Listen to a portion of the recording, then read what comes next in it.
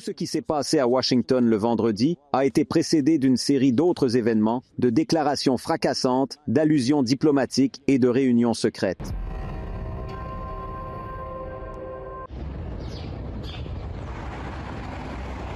Depuis le matin du jeudi, Istanbul et la rencontre de la délégation des États-Unis et de la Russie sont au centre de l'attention des médias du Kremlin.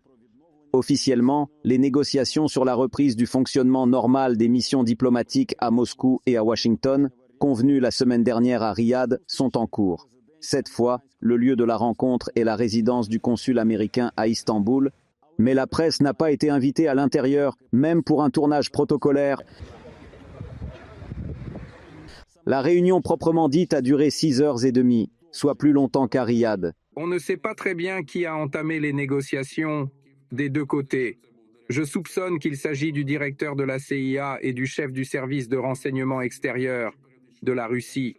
D'ailleurs, ils se sont rencontrés périodiquement pendant la guerre en Ukraine. Ils ont donc discuté de certaines choses et je pense que l'Ukraine était un sujet assez important. Et ils ont discuté des principes à appliquer pour mettre fin à la guerre. Finalement, les Russes ont quitté la résidence américaine sans faire de commentaires. Le département d'État, commentant la réunion d'Istanbul, s'est contenté de dire qu'elle était constructive. Entre-temps, les analystes suggèrent que la Turquie souhaite participer au processus de négociation, au moins en tant que modérateur. Il convient notamment de rappeler la récente visite de Zelensky à Erdogan. La Turquie est en train de devenir l'un des acteurs clés de la région de la mer Noire.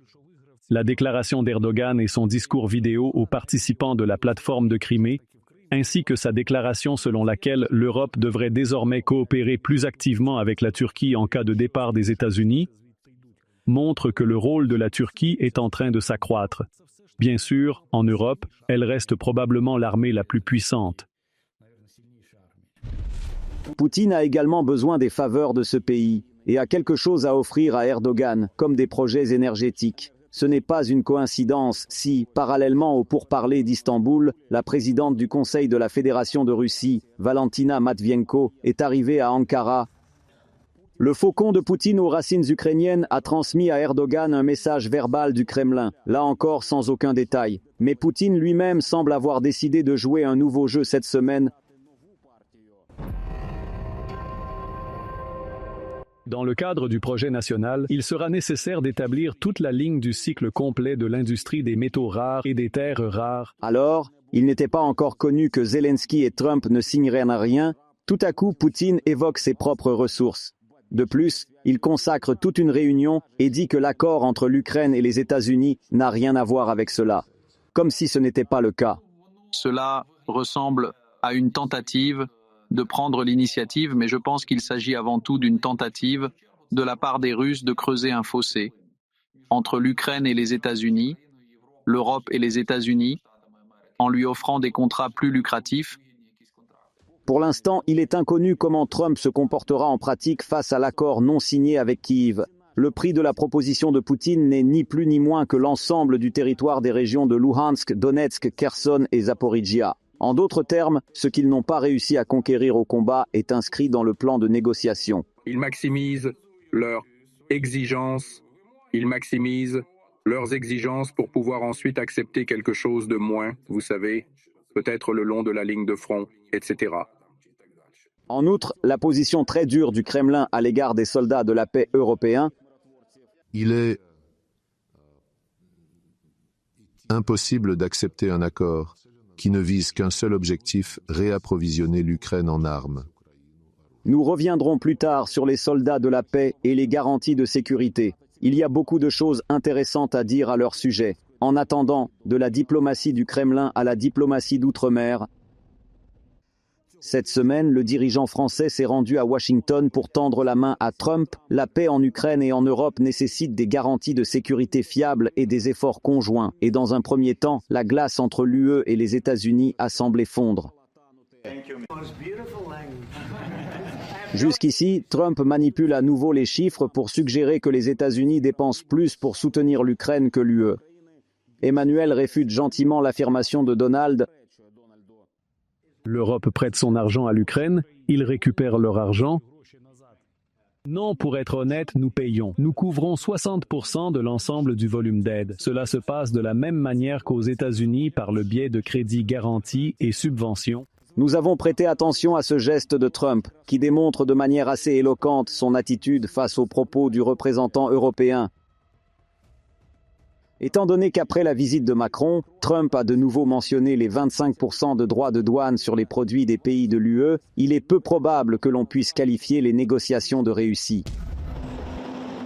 Le Premier ministre britannique a poursuivi l'atterrissage européen à la Maison-Blanche. Depuis plusieurs mois, Keir Starmer discute avec Macron d'un contingent commun de maintien de la paix en Ukraine. Apparemment, il en a aussi parlé avec Trump, car lors de la conférence de presse, Donald a également mentionné les casques bleus européens, mais a précisé qu'il n'y aurait pas d'Américains sur place.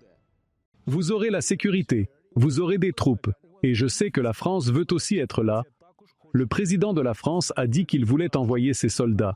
Je ne pense même pas que nous serons nécessaires. De toute évidence, Macron et Starmer sont venus démontrer à Trump que l'Europe est prête à assumer la responsabilité du maintien de l'architecture de sécurité sur le continent. La question est de savoir si cela suffira sans les États-Unis.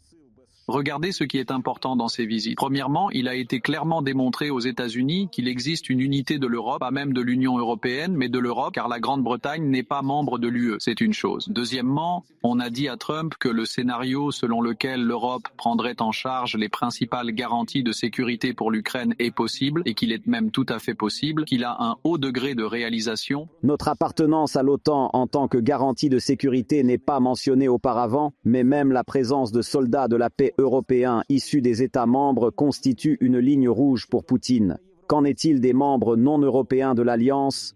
C'est déjà intéressant, c'est-à-dire qu'ils semblent avoir des relations avec Erdogan pas les pires. Bien que oui, la Turquie ait des troupes de l'OTAN, mais en même temps en Syrie, ils avaient l'expérience, si vous vous en souvenez, de patrouilles conjointes de plusieurs routes clés là-bas. Il est désormais enfin clair que les questions de la guerre russo-ukrainienne sont discutées en parallèle sur plusieurs pistes. La position de Trump après le scandale est devenue encore plus évidente, et les Européens encore plus sobres. Il est clair que la Russie n'est pas prête à faire des compromis, et les négociations de paix sont donc encore loin. Cela signifie que Kiev, Bruxelles et Londres doivent apprendre à coopérer efficacement dans la nouvelle réalité. Pavlo Vassiliov, fait de la semaine, ICTV.